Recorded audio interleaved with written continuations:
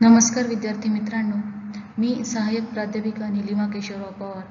विषय ग्राहक संरक्षण आणि व्यावसायिक नीतिमूल्ये. प्रकरण 3 ग्राहक संरक्षण कायदा 1986.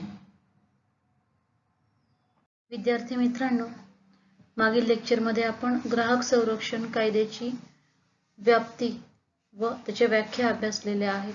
ग्राहक संरक्षण कायदा 1986 ची ठळक वैशिष्ट्ये अभ्यासलेली आहेत. त्याचप्रमाणे ग्राहक संरक्षण कायद्यानुसारच्या कायदेशीर व्याख्या आहेत, विविध व्याख्या, ज्यात ग्राहक, वस्तू, सेवा, दोष, कमतरता, विवाद, तक्रार, अनुचित व्यापार व्यवहार या ज्या संज्ञा आहेत यांच्या कायदेशीर व्याख्याही आपण सखोलपणे अभ्यासलेल्या आहेत.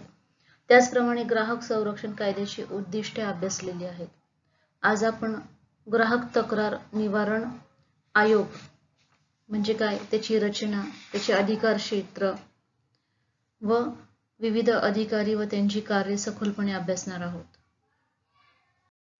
विद्यार्थी मित्रांनो, ग्राहक संरक्षण कायद्याची निर्मिती ही ग्राहकांना न्याय मिळवून देण्याच्या उद्देशाने झालेली आहे. नेहमीच्या न्यायालयात दावा दाखल करण्याविषयी अनेक ग्राहक हे नाखुश असतात, कारण ही प्रक्रिया खूप किचकट, वेळखाऊ व खर्चिक असते. त्यामुळे ग्राहक संरक्षण कायद्यानुसार जिल्हा, राज्य व राष्ट्रीय स्तरावर तक्रार निवारण यंत्रणा कार्यरत आहे. त्यातील सर्वप्रथम आपण बघणार आहोत जिल्हा ग्राहक मंच. जिल्हा ग्राहक मंच हा राज्य शासनाने जिल्ह्यासाठी स्थापन केलेला ग्राहक मंच असतो. जिल्हा ग्राहक मंच कशाला म्हणतात, तर राज्य शासनाने जिल्ह्यासाठी स्थापन केलेला जो ग्राहक मंच असतो त्याला जिल्हा ग्राहक मंच असे म्हटले जाते.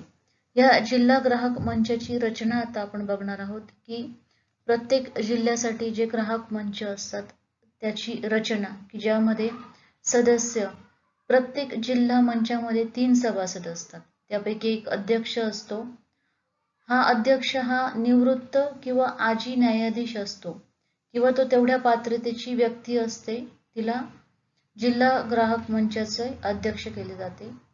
तर इतर जे सदस्य आहेत हे कायदा, व्यापार, उद्योजक क्षेत्रातील ज्ञान, अनुभव असणारी व्यक्ती असते. तसेच 2 सदस्यांपैकी एक महिला सदस्य असणे गरजेचे असते.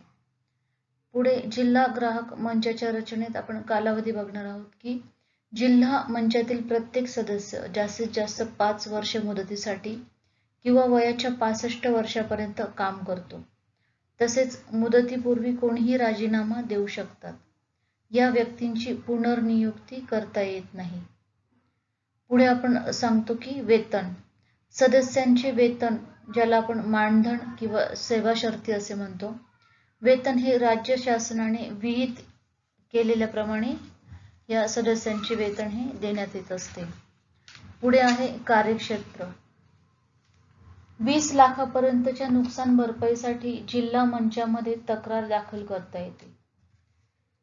तर विद्यार्थी मित्रांनो, सर्वात महत्त्वाचा मुद्दा इथे आपण सांगणार आहोत की जिल्हा ग्राहक मंचामध्ये ग्राहक तक्रार कोणती करू शकतात, तर 20 लाखांपर्यंत जर ग्राहकाला नुकसान भरपाई हवी असेल तर जिल्हा ग्राहक मंचामध्ये तक्रार दाखल करता येते. ज्या जिल्ह्यात प्रतिवादी वास्तव्यास असेल त्याच जिल्ह्यात तक्रार दाखल करता येते. तसेच न्यायालयात प्रलंबित असलेले प्रकरण ग्राहक न्यायालयात दाखल करता येत नाही. पुढे आपण सांगू शकतो की तक्रार करण्याची पद्धत. कोणत्याही वस्तू किंवा सेवेबद्दल ग्राहक, मान्यताप्राप्त ग्राहक किंवा ग्राहकांचा समूह किंवा केंद्र व राज्य सरकार तक्रार दाखल करू शकते जिल्हा ग्राहक मंचामध्ये. ही तक्रार 4 प्रतींमध्ये दाखल करावी लागत असते. कोणतीही घटना घडल्यानंतर 2 वर्षाच्या आत तक्रार दाखल केली पाहिजे, अन्यथा ती तक्रार ग्राह्य धरली जात नाही. रचनेचा पुढील मुद्दा आपण सांगणार आहोत की तक्रार दाखल झाल्यानंतरची कार्यपद्धती. तर जिल्हा ग्राहक मंचात ज्यावेळी ग्राहक तक्रार दाखल करतो, ही तक्रार झाल्यानंतर काय कार्य चालते, तर कोणत्याही वस्तू किंवा सेवेबद्दल तक्रार आल्यानंतर जिल्हा मंचामार्फत तक्रारीची एक प्रत प्रतिवादीला पाठविली जाते, म्हणजे ज्याच्या विरुद्ध तक्रार केलेली आहे त्या व्यक्तीला पाठविली जाते. तसेच ही मुदत जिल्हा मंच 15 दिवसांपर्यंत वाढवू शकते. पुढे सांगू शकतो की जिल्हा मंचाने दिलेल्या मुदतीत प्रतिवादी आपले मत सादर करतो.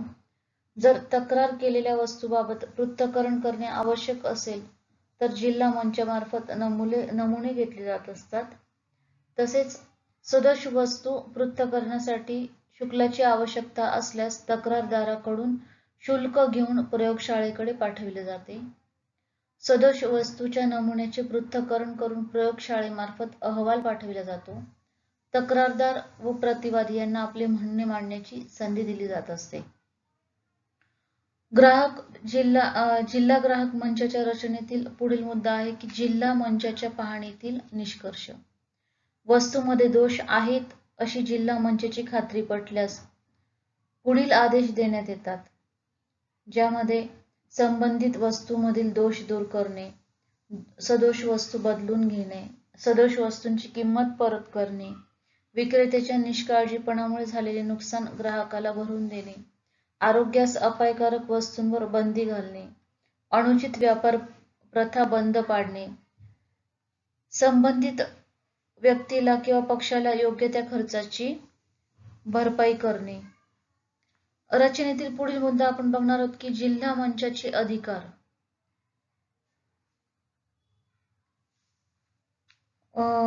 साक्षीदार किंवा प्रतिवादीला मंचासमोर हजर राहण्यासाठी समन्स जाहीर करणे, त्याचप्रमाणे न्यायालयीन प्रक्रिया चालू असताना पुरावा म्हणून एखाद्या कागदपत्राची आवश्यकता असल्यास ते कागदपत्र हजर करण्याविषयी आदेश देणे, जिल्हा मंचासमोर चालू असणाऱ्या प्रकरणांमध्ये प्रतिज्ञापत्रावर पुरावा घेणे, सदोष वस्तूबद्दल प्रयोगशाळेकडे नमुना पाठविल्यास त्याबद्दलचा अहवाल मागविणे, कोणत्याही साक्षीदाराला तपासण्याकामी आयोग नेमणे.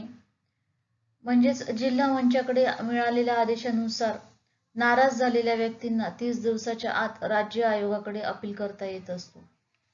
म्हणजे जिल्हा मंचाद्वारे जर त्यांना योग्य निकाल मिळाला नाही तर ते राज्य आयोगाकडे सुद्धा अपील करू शकतात. जिल्हा ग्राहक मंचाची रचना बघितल्यानंतर आता आपण राज्य आयोग म्हणजे काय बघणार आहोत. राज्य आयोगाच्या रचनेमध्ये सदस्य बघणार आहोत. राज्य आयोगात 3 सदस्य असतात, त्यापैकी एक अध्यक्ष असतो. अध्यक्षपदी असणारी व्यक्ती निवृत्त किंवा आजी न्यायाधीश असते. इतर 2 सदस्यांपैकी एक महिला असते. तसेच त्यांना कायदा, व्यापार, वाणिज्य याविषयी सखोल माहिती असली पाहिजे. कालावधी. राज्य आयोगातील सदस्यांचा कालावधी जास्तीत जास्त 5 वर्षे किंवा 67 वर्षापर्यंत असतो. जो जिल्हा ग्राहक मंचामध्ये आपण बघितलं की जास्तीत जास्त 5 वर्षे किंवा वयाच्या 65 वर्षापर्यंत. तर राज्य आयोगात 67 वर्षांपर्यंत हा कालावधी वाढवलेला आहे. त्याची पुनर्नियुक्ती करता येत नाही. मानधन. सदस्यांचे वेतन व भत्ते राज्य सरकार निश्चित करत असते. राज्य आयोगाचे कार्यक्षेत्र की यामध्ये आपण ग्राहक किती रुपयांपर्यंत नुकसान भरपाईसाठी दावा करू शकतो, तर 20 लाख ते 1 कोटी रुपयांपर्यंतच्या नुकसान भरपाईसाठी राज्य आयोगाकडे तक्रार दाखल करता येते. जिल्हा मंचामार्फत मिळालेल्या निकालाबाबत समाधान झालेले नसल्यास राज्य आयोगामार्फत अपील स्वीकारले जाते. तक्रार करण्याची पद्धत म्हणजे राज्य आयोगाकडे तक्रार करण्याची पद्धत कशी आहे, तर जिल्हा मंचामार्फत तक्रार करण्याविषयी जी कार्यपद्धत अवलंबली जाते तीच कार्यपद्धत राज्य आयोगामार्फत राबवली जाते. पुढे राज्य आयोगाचे अधिकार. जिल्हा मंचात जे अधिकार आहेत तेच राज्य आयोगाला प्राप्त होतात. अपील करण्याची मुदत. राज्य आयोगाच्या निर्णयामुळे समाधान न झालेली व्यक्ती 30 दिवसाच्या आत राष्ट्रीय आयोगाकडे अपील करू शकते. म्हणजे जिल्हा आयोगानंतर राज्य आयोगाकडे, आणि राज्य आयोगाकडे समाधान जर नाही झालं राज्य आयोगाच्या निर्णयामुळे तर तो ग्राहक हा राष्ट्रीय आयोगाकडे अपील करू शकतो. ही होती राज्य आयोगाची रचना. विद्यार्थी मित्रांनो, जिल्हा ग्राहक मंच अभ्यासल्यानंतर आपण राज्य आयोगाची रचना बघितलेली आहे. आता आपण राष्ट्रीय किंवा केंद्रीय आयोग बघणार आहोत. केंद्रीय आयोगाच्या रचनेमध्ये पहिला मुद्दा बघणार आहोत सदस्य. राष्ट्रीय आयोगात 5 सदस्य असतात, त्यापैकी एक सदस्य असून बाकी एक अध्यक्ष असतो व बाकीचे 4 सदस्य असतात. आणि त्या 4 सदस्यांपैकी नेहमीप्रमाणे एक महिला सदस्य असणे आवश्यक असते. अध्यक्षपदावर सुप्रीम कोर्टाचे निवृत्त किंवा आजी न्यायाधीश असतात. इतर 4 सदस्यांना नेहमीप्रमाणे कायदा, व्यापार, वाणिज्य याविषयी सखोल ज्ञान असले पाहिजे. पुढे आहे कालावधी. तर राष्ट्रीय आयोगातील प्रत्येक सदस्याला 5 वर्षे किंवा 70 वर्षापर्यंत त्या सदस्याला पदावर राहता येते. कोणत्याही सदस्याची पुनर्नियुक्ती करता येत नाही. त्यांचे मानधनाचा विचार केला तर राष्ट्रीय आयोगातील सदस्यांचे वेतन व भत्ते केंद्र सरकार निश्चित करत असते. पुढे राष्ट्रीय आयोगाचे कार्यक्षेत्र. 1 कोटी रुपयांपेक्षा जास्त नुकसान भरपाईसाठीचे दावे राष्ट्रीय आयोगामार्फत चालविले जातात. कोणत्याही राज्य आयोगाच्या निर्णयावर राष्ट्रीय आयोगाकडे अपील स्वीकारले जाते.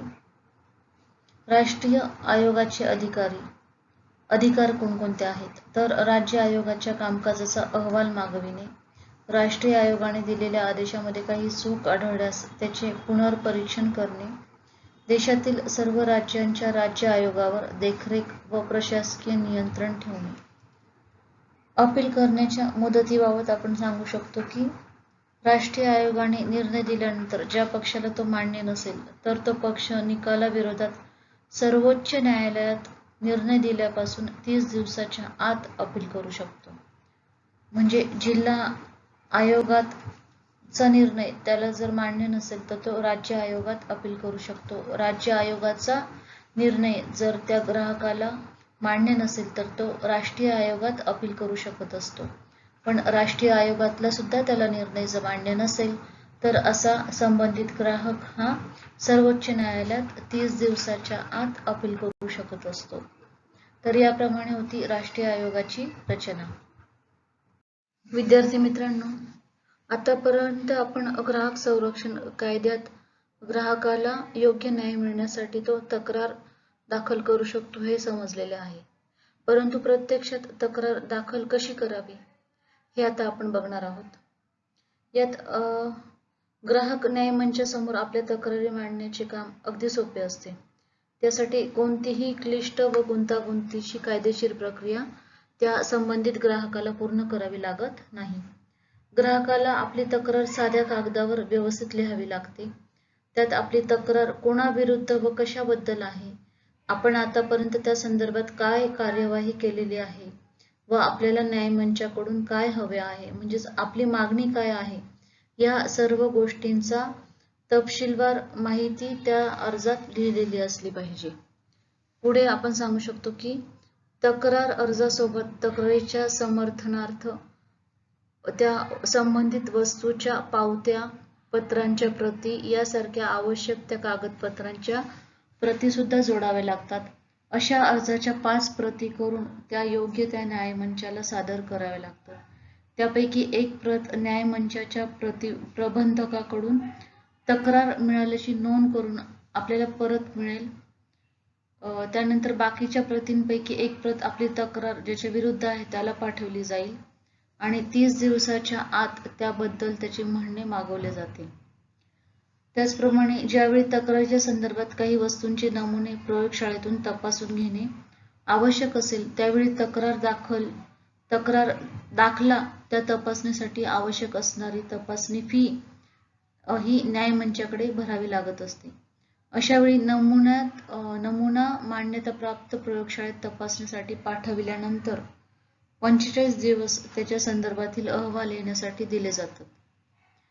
यानंतर ग्राहकाला त्वरित न्याय मिळावा ही या व्यवस्थेमार्फत मुख्य कल्पना असल्याने ग्राहकाने तक्रार दाखल केल्यानंतर 90 दिवसात तक्रारीचे निवारण व्हावे अशी तरतूद या कायद्यात करण्यात आलेली आहे. म्हणजे इतर कायदेशीर कामकाजाप्रमाणे वारंवार कामकाज पुढे ढकलणे किंवा त्यात विलंब लागेल अशी युक्ती करणे या कायद्याच्या बाबतीत शक्य होत नाही. तर अशा प्रकारे विद्यार्थी मित्रांनो, आज आपण ग्राहक तक्रार निवारण आयोग म्हणजे काय, त्याची रचना, त्याचे अधिकार क्षेत्र, विविध अधिकार व कार्य अभ्यासलेले आहेत. ग्राहक संरक्षण कायद्यानुसार जिल्हा, राज्य व राष्ट्रीय स्तरावर जे तक्रार निवारण यंत्रणा कार्यरत आहे त्यामध्ये जिल्हा ग्राहक मंच, राज्य आयोग व राष्ट्रीय किंवा केंद्रीय आयोग यांची रचनेचा सखोलपणे अभ्यास केलेला आहे की ज्यामध्ये त्यांची सदस्य संख्या, त्यांचा कालावधी, सदस्यांचे मानधन, त्या आयोगाचे कार्यक्षेत्र, तक्रार करण्याची पद्धत, राज्य आयोगाचे अधिकार, जिल्हा आयोगाचे अधिकार, राष्ट्रीय आयोगाचे अधिकार, तसेच अपील करण्याची मुदत या बाबी आपण सविस्तरपणे अभ्यासलेल्या आहेत. त्याचप्रमाणे ग्राहकाने प्रत्यक्ष तक्रार कशी दाखल करावी ही प्रक्रिया सुद्धा आपण अभ्यासलेली आहे. धन्यवाद.